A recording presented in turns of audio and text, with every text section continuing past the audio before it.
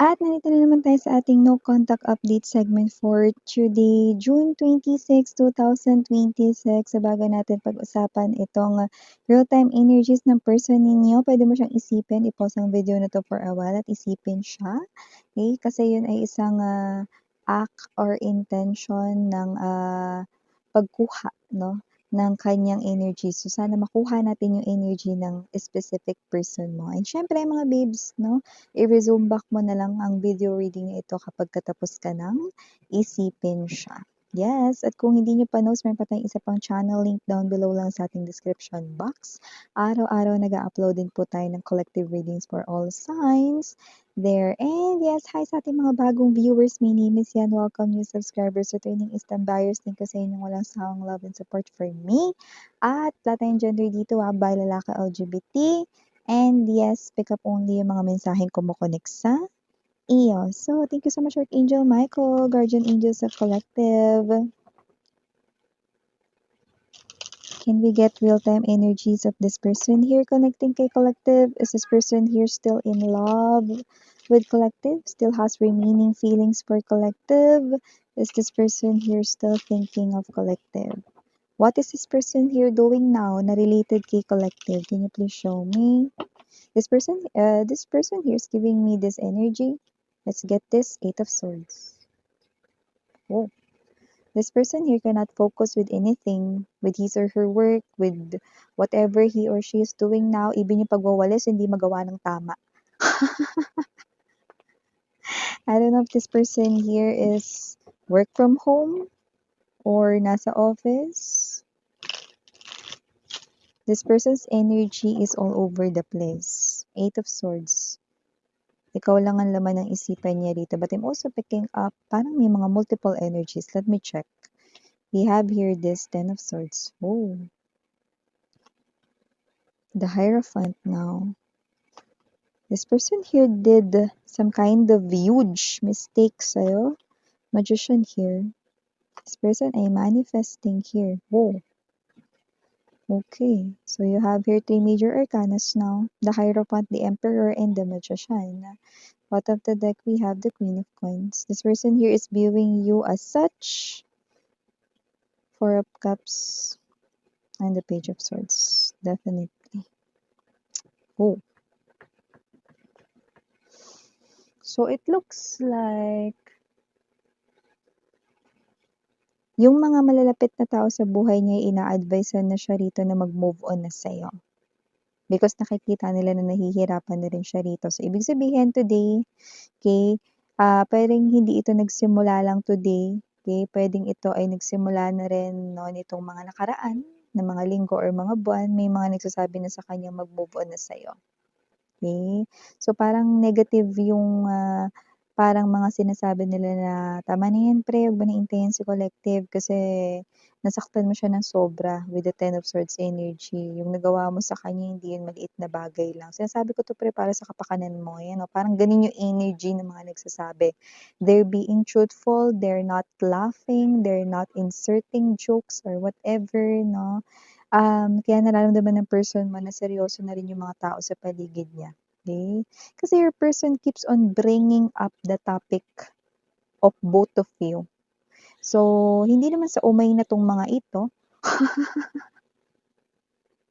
Okay, so sorry about that commercial mga babes. Tuloy na natin dito no, yung ating pinag-uusapan. So yun nga, no, this person right in here ay nagpapakita rito ng energy ng kahit may mga tao na rito nagsasabi sa kanya, no, na wag na or itigil na yung pag-iisip sa inyo, hindi talaga kayo mawala sa isipan niya rito. Ayaw niya. So, nire-reject niya yung mga suggestions ng mga malalapit na mga friends niya rito, no? Kasi these people ay concern lang naman sa kanya. Gusto na rin ng mga taong ito na makamove on na rin dito siya sa kanyang life, no? At sa heartache sa'yo. Yan, no? So, I do see that this person here holds a lot of guilt.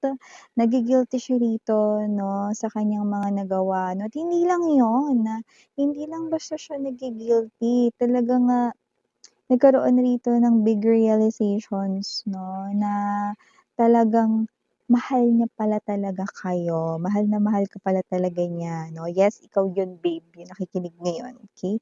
So we have here this magician, this person here ay manifesting to talk to you. Medyo galit siya ngayong araw na ito 'no, dahil, parang hindi siya tinuturing daw ng mga kaibigan niya rito, 'yan 'no. Kasi parang ang nasa isip niya rito gusto niya ng suporta, gusto niya marinig sa mga ito na, "Sige pre, laban mo 'yang, feelings mo para kay Collective, tuloy mo lang 'yan." Pasasaan ba maaaring, bumalik rin ang kanyang pagtingin sa'yo or ang tiwala niya sa'yo 'no, gano'n yung gusto niya rito na marinig. Pero mukhang hindi lang ito yung klase ng energy na for the first time niya na ginawa 'no. Maaaring, may mga actions na rin siya na ginawa pero baka tinanggihan mo na siya, ni-reject mo na siya sa mga actions 'no. Pero yung iba naman dito wala pang ginagawang actions pero mukhang alam na nila na parang hindi mo na sila gustong kausapin or ayaw mo ng bumalik sila sa life or buhay mo 'no. So this person here ay manifesting this talk, yung parang may energy siya ngayon na, "Puwede ba 'wag na lang kayong magsalita, hindi ko kailangan ng opinyon ninyo." 'Yan 'no, nagagalit siya sa mga tao ngayon sa paligid niya because ang gusto niya marinig sa mga 'yan ay, magkakatuluyan pa rin kayo ni Collective, yung mga gano'n. Gusto niyang paniwalain yung sarili niya with those fantasies, with those illusions, with those things 'no, na everything will, be fixed at, mare-repair dito 'no, yung inyong, nasirang relationship. So, I do see that this person here, yun yung gusto niya. Parang ngayon galit siya pero hindi sa'yo kundi sa mga tao sa paligid niya 'no, na parang asan yung suporta? Ganito ba yung pagkakaibigan natin, yan 'no? So, parang this person here ay taking it all out sa kanyang mga friends. Dun niya binubunton ngayon sa mga ito 'no, yung, kanya rito na parang, what's this, pagka-disappoint sa kanyang sarili, yun. So, I do see that your connection, binu-view niya ito ngayon bilang missed opportunity. Alam niyang sinayang ka niya, yun ang kanyang nakikita rito, sinayang ka niya with the Four of Cups energy, yun ang nare-realize niya rito. Kaya kahit na yung pagwawalis, eh, hindi niya magawa ng matino. O kaya pati yung vacuum 'no, mukhang nadadala siya dun sa vacuum 'no. Parang yung vacuum pa yung mga babes 'no, gusto nilang magsarili. Sana pala yung binili niya yung vacuum na kaya mag-isang maglinis. Yung ikot-ikot lang, 'yan. So, whatever the case may be, hindi niya magawa ngayon na maayos yung mga dapat or kailangan niyang gawin, mapatrabaho man ito 'no. At hindi rin siya yung tipo ng energy na mamaya 'no, thank God it's Friday, na 'pag may nag-aya, "O tara punta tayo dun sa ganito, ganyan. O tara labas tayo ganito, ganyan." 'no. Wala siyang time for that. Hindi niya bet magsaya. So, nakikita natin dito that this person here ay nagpapakasenti at nagdadrama ngayong araw. Hindi naman sa sinasabayan niya yung ulan ngayon, kundi talagang yun talaga yung nararamdaman niya. Mas gusto niya na lang mapag-isa dito 'no, kaysa makisalamuha sa mga kaibigan niyang mga wala daw pakisama. Pero yun nga nakita ko kasi dito na parang yung mga friends niya, all out naman, very supportive sa kanya. Actually nung mga parang fresh pa nga yung hiwalayan ninyong dalawa, may mga kaibigan siya rito, medyo marami, yung mga kaibigan niyang malalapit sa kanya sinabi na, "Sige pre, ayusin mo kasi sayang naman." 'no. Pero siya 'tong parang with the Ten of Swords energy, ay naku, bakit pa? 'Yan 'no, parang may gano'n siya. Parang, hindi niya sinunod yung mga payo ng mga kaibigan niya rito to pursue you, to fix yung issues ninyo. Dati nung medyo fresh pa na magulo or gumugulo yung sitwasyon ninyo, 'di ba? So, nakikita natin dito 'no, na nung parang tumatagal na, nung lumilipas na yung oras at, panahon, okey, hindi ko alam kung ano talaga specifically na naging dahilan rito pero nasaktan ka niya ng sobra, 'yan, nagmarka. I'm seeing a tattoo right in here, nagmarka sa kanya ritong puso at isipan yung kanyang nagawa sa inyo 'no. Well, in reality, disappointed talaga siya sa sarili niya, pero binubunto niya lang yung galit sa mga kaibigan niya 'no, na hindi naman rito yung energy na alam mo 'pag itong mga kaibigan niya 'to baka real talk siya ng mga ito pagka medyo nasobrahan siya sa galit today, eh. Kasi kapagka once na nasobrahan siya ng galit today at nakapagbitiw siya ng salita na hindi maganda, like let's say magmura siya or meron siya ritong, sabihan ng hindi maganda, hindi yun na personally para dun sa friend niya, kundi personally na yun yung gusto niyang sabihin sa sarili niya na ang ob-ob niya, na ang GAGO niya, na ang tututut niya, 'di ba? So whatever the case may be, this person here sa sarili niya siya galit, okey? So, nakikita ko rito na kung ipagpipilitan niya ito at ibubunto niya sa mga kaibigan niya, ire-real talk siya ng mga 'yan at sasabihin sa kanya rito, "'Di ba sinabihan ka namin noon, eh, di sana naayos mo 'yan noon pa lang, hindi ngayon na nagkakaganito ka. Ayaw na sa'yo bumalik ni collective tapos ibubuntun mo sa'min yung lahat." 'Yan oh, na hindi kami supportive. Nakita ko naman na ginawa nila yung role nila as a friend nitong person mo 'no, pero may katigasan kasi ang ulo mo with the emperor's katigasan ng ulo ng person mo with the emperor's energy, yan ang energy niya dati 'no, tinuloy pa rin niya. Hindi siya nag-isip, nagpamada-mada siya dito, madali-madali siya sa kung ano man yung nagawa niya ritong hindi kagandahan sa inyo way back then. Ngayon, this person feels like na parang yung energy niya basang-basa sa ulan ta's ang bagal niya pa maglakad parang pagong. Hindi ko alam kung gumagawa siya ng eksena rito or whatsoever na hindi 'to literal na paglalakad under the rain 'no, pero para ma-imagine mo kung anong gusto kong sabihin 'no, yun ang mensaheng nakikita ko dito 'no, yeah, feels like I'm walking in the rain. I found myself, try to wash away the pain, 'cause I need you to. Kasi ikaw lang talaga yung gusto niya rito, yan 'no. Gusto niya itago dito yung mga luha niya 'no, sa pagpatak ng mga ulan. Ay, ay.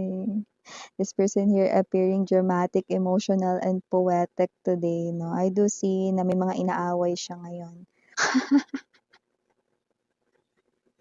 Nagiging agitated siya ngayon, frustrated, no? And anxious din. I do see this person here will continue to spy on you sa social media. So, whatever it is na ipopost mo, lahat yan sa kanya ay big deal. Lahat yan lalagyan niya ng meaning. So, kung gusto mo magparinig sa kanya, oras na. Okay, dahil makikita niya yan. Nagbigay ng tip. I do see that this person right in here ay seeing your connection as a missed opportunity. Pero sa nakikita ko talaga dito 'no, ayaw niya sana magpaapekto dito pero sobrang naapektuhan na siya kasi tumatagal na wala pa ring nangyayari, So kung sino man 'tong energy na 'to 'no, hindi naman talaga siya nagagalit sa mga kaibigan niya. Alam niya 'yun na sinabihan at pinayuhan na siya dito ng mga 'yan dati pa. Pero hindi lang siya sumunod kasi matigas yung ulo niya. This person of yours ay stubborn, hard-headed individual, Tas ngayon, feeling hopeless, feeling faithless, okay? Tapos, eto siya rito. Na nakikita ko rito na nagiging ganito at mas magiging ganito pa siya sa mga susunod at darating na araw. Ay, ay, ay. Kaya naman na, sino man 'tong energy na 'to manifesting here, praying na sana makagawa siya rito ng makaisip siya rito ng isang bagay at gagawin niya yun for sure kung makakaisip siya rito ng talagang as in plakado na action or plakado na what's this, paraan para manumbalik yung iyong pagtingin sa kanya. So, may plano pa rin siyang ka rito. Nakikita yun dito as the Hierophant. Look at that. Look at that whiteboard. Look at all of those things na nakasulat dyan. Okay, the Hierophant is an energy of higher level of commitment. So, this person here ay taking this very serious now. Yun. Okay. So, ito yung mga nakikita nating initials dito. We have here capital letter K, capital letter E, capital letter C, capital letter N, capital letter Q, capital letter M, capital letter T, capital letter I, and capital letter U. For small letters naman, we have E, A, M, B as in boy, and last but not the least, we have Oh, so ito mga nakuha ko dito mga mensahe right here for ya guys. Thank you again, I'm Yuriana, Ani for the girls niya na doon for the boss. Sarang hey, love and light. Hidra. Annyeong.